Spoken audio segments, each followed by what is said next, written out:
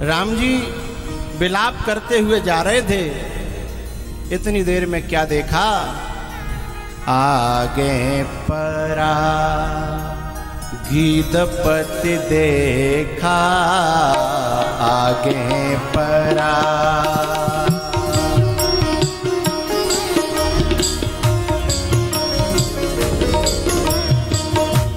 आगे परा गीधपति देखा, आगे परा।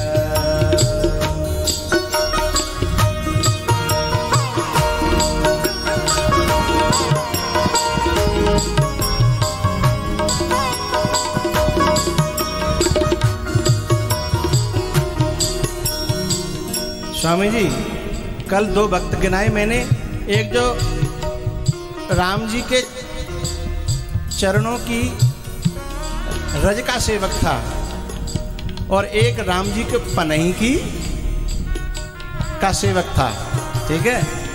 ये जटायु काय का सेवक था। जटायु से पूछा तुम क्या राम जी के चेहरे का ध्यान कर रहे हो? बोले नहीं नहीं नहीं। तो बोले उनके चरण, उनके हाथ, अथवा उनकी आंखें, अथवा उनकी मुस्कान?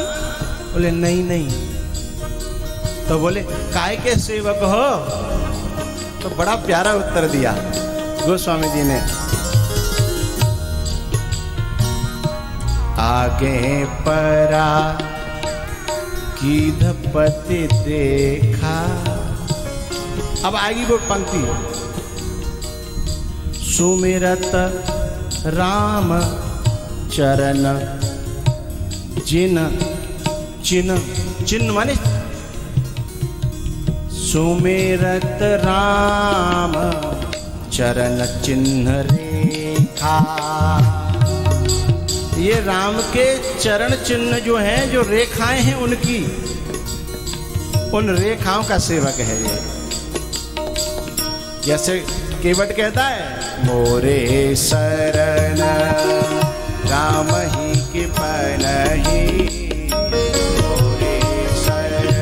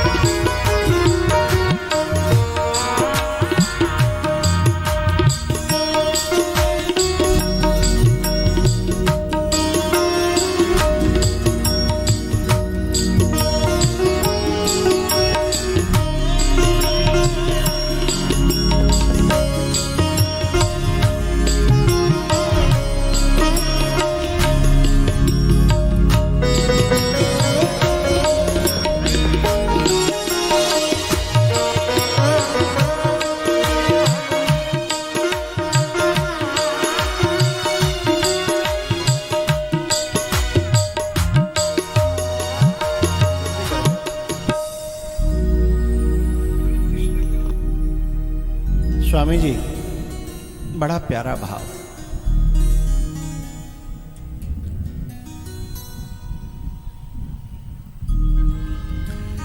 जिसको दुनिया पर भरोसा हो, उस पर कोई कष्ट पड़ता है ना, तो वो दुनिया से कहता है। लेकिन जब छोटा सा बालक और बुकाऊ ने मारे हो, तो माँ के पास जाकर वो खुद नहीं लड़ता, और माँ के पास जाकर के जब माँ पूछती कौन मारे हो, तो वो कहता है मैं जाने मारे हो। उसे भरोसा है कि मेरी माँ मुझे बचा लेगी। बिल्कुल जटायु की यही गति है। वो कह रहा है, राम जी ने पूछा कि तुम्हारी ये दशा कैसे हुई? तो जैसे छोटा बच्चा होता है ना, कि मुझे उसने मारा है, और मुझे एक थप्पड़ यहाँ मारा, एक पीठ में मारा, बिल्कुल ये इसी प्रकार से।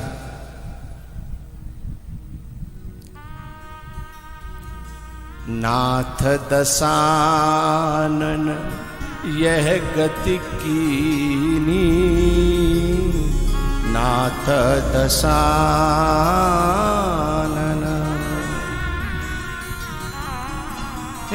हे नाथ, मेरी रावण ने ये गति कर दी। बोले क्यों की? बोले मैं माता जानकी का रुदन नहीं देख पाया, और मैं बचाने के लिए कूद पड़ा।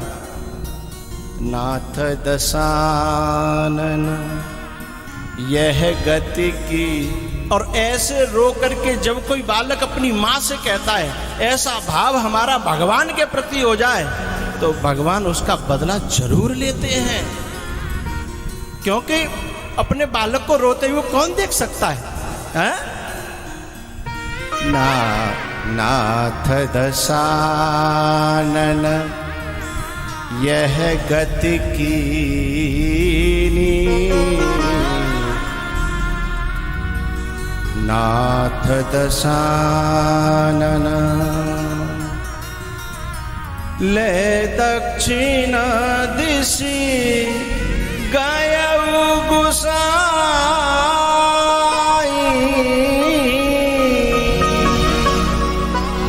विलपति अति कुररी की नाई।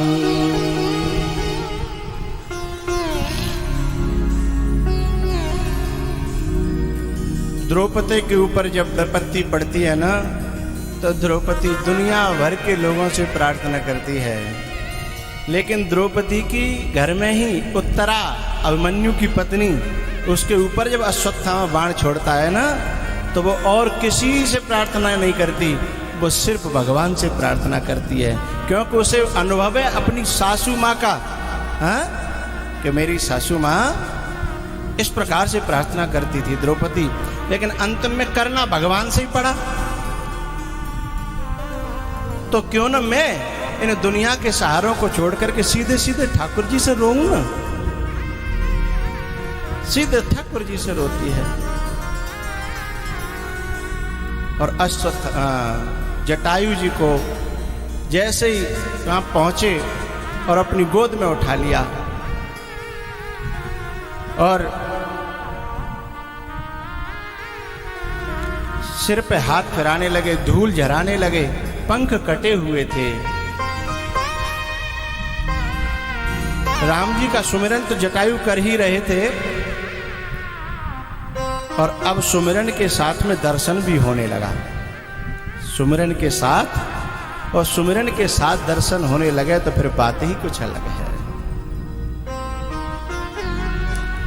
राम जी ने कहा,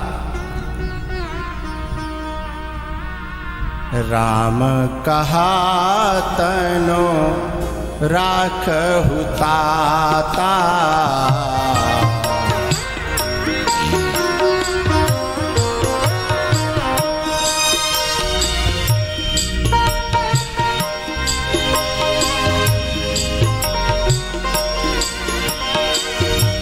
राम कहा तनु राखहु ताता,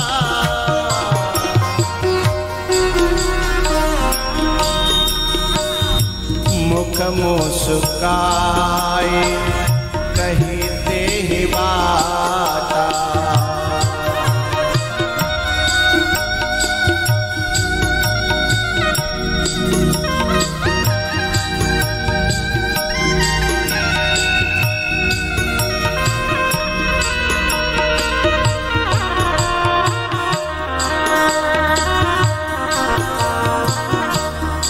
एक हल्की सी अटपटी सी बात। जटायु मरणासन अवस्था में, कोई आदमी हॉस्पिटल में मरे हुए धरे हुए, भाई देख हुए तुम जाओ तो शोक प्रकट करोगे कि हंसोगे? शोक प्रकट करोगे। और डॉक्टर ने कह दी कि अब कोई संभावना नहीं है। और यदि वहां जाके कोई दांत फाड़े, कोई हंसे, तो बुरा लगेगा। लेकिन यहाँ राम जी बिल्कुल उल्टा कर रहे हैं। मन मुस्काए कहते ही बाता,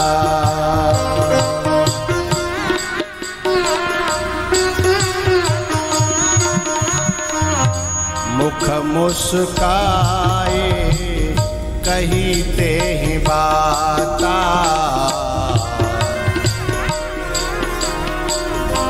मुख मुस्काए कहते हैं बाता।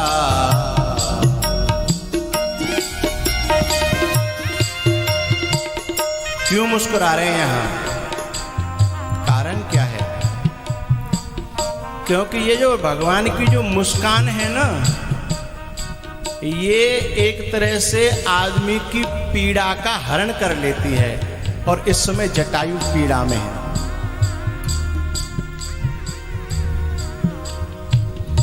जिय की जरनी हसत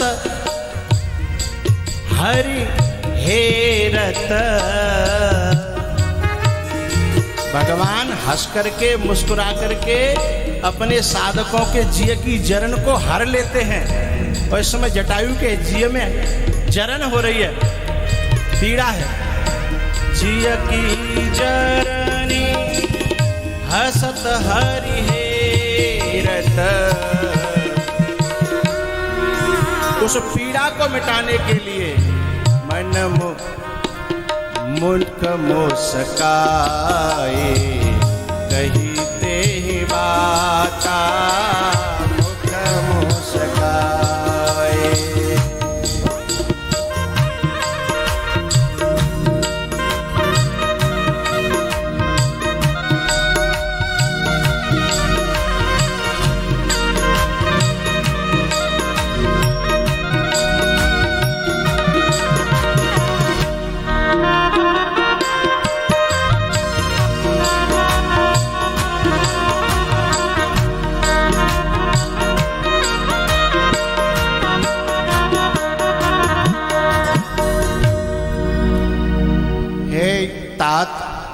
तुम चाहो तो अपना शरीर को तुम्हारे पहले जैसा कर दो। तो जटायु ने कहा, भगवान ऐसा अवसर क्या फिर कभी आएगा? ये वादा करो, यदि ऐसा अवसर फिर जरूर आने वाला हो तो मैं इस सौदा को मंजूर करूं।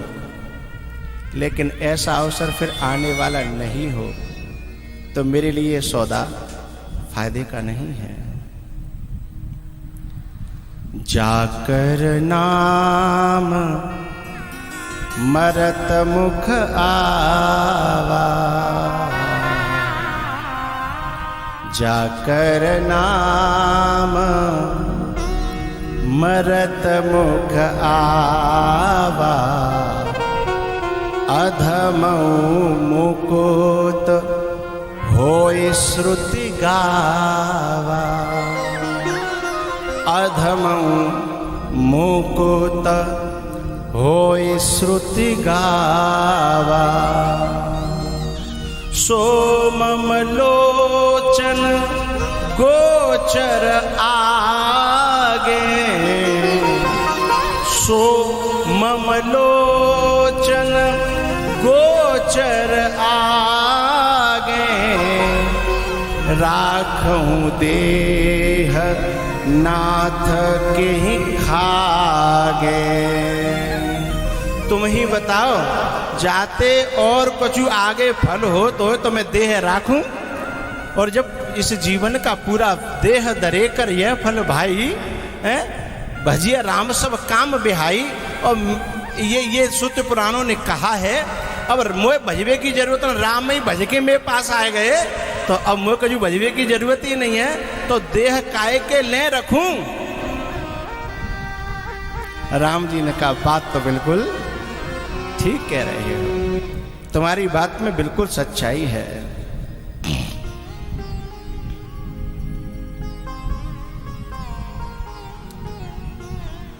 आपने ऐसी कृपा की है कि मैं अब अंतिम सांसें ले रहा हूं और आप मेरे सामने हो, बस मुझे और क्या चाहिए। आपने कृपा करी है। राम जी ने कहा, मेरी कोई कृपा नहीं है इसमें।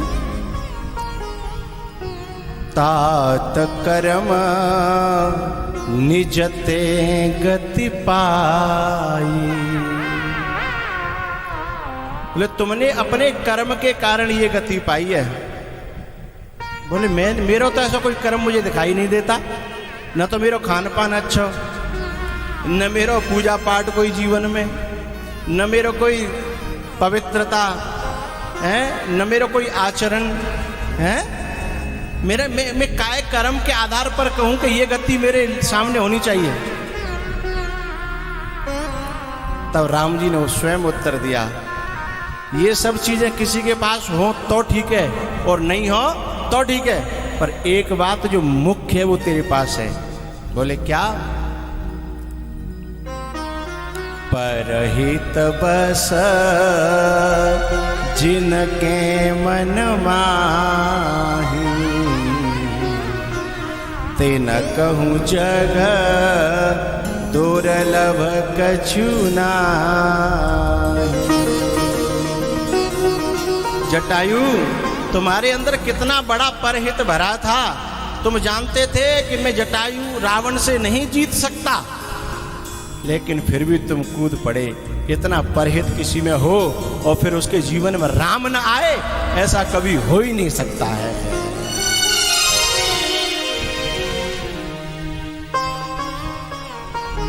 इसलिए मैं अपनी ओर से तुम्हें कुछ देना चाहता हूं। जटायु ने कहा कि मुझे कुछ चाहिए नहीं, आप मिल गए। भगवान ने कहा कि मेरा दर्शन व्यर्थ नहीं जाता।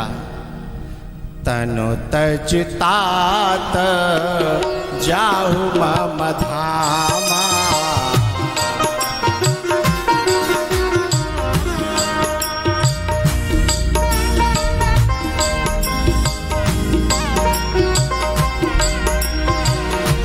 तनु तज तात जाहु मम धामा, देऊ काह तुम पूरन कामा।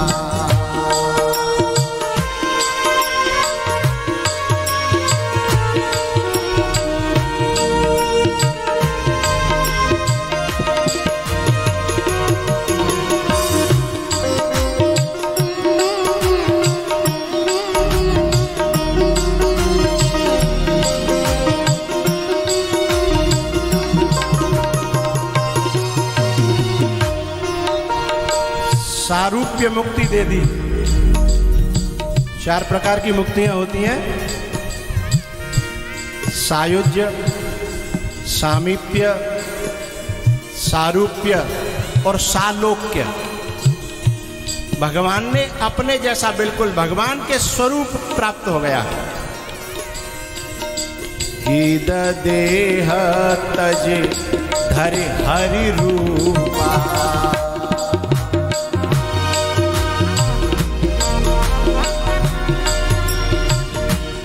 अभी तक गीध का रूप सबसे बुरा था। लंबी चोंच थी, बड़े बड़े पंख थे, नीचे पंजे थे, गलत आहार था। लेकिन अब भागवत के 3 स्कंद में पितामह भीष्म ने जब प्रार्थना करी है भगवान के स्वरूप की, तो एक शब्द का है, बड़ा प्यारा श्लोक है। त्रिभुवन कमनं तमालवरणं, रविकर गौरवरावरं दधाने। त्रिभुवन कमनं, तीनों भुवनों को, तीनों लोकों को मोहित करने वाले। त्रिभुवन कमनं तमालवरणं,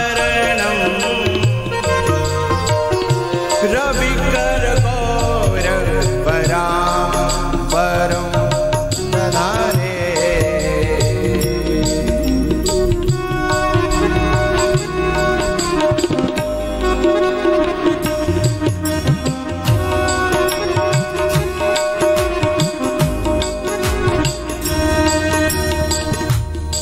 किसी को शंका न हो जाए कि कौन से रूप को प्राप्त हो गया, जटायु इसलिए क्लियर किया।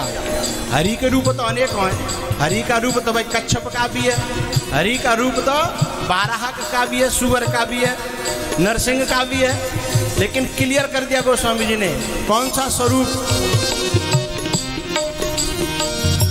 गीध देह तज धरि हरि रूपा, भूषण बहु पट पीत अनुपा।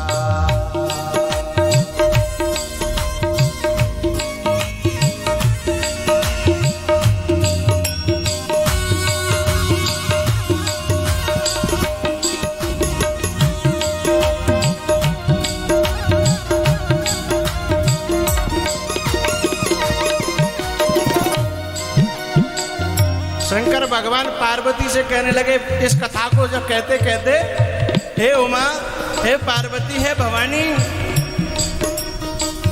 कैसे नर मूर्ख हैं, ऐसे परमात्मा को जो न खान पान देखता है, न आचरण देखता है, न कोई नाना धोना देखता है, और ऐसी गति प्रदान कर देता है, ऐसे परमात्मा को छोड़ करके भी सुनहूं उमा ते लोग अभाव।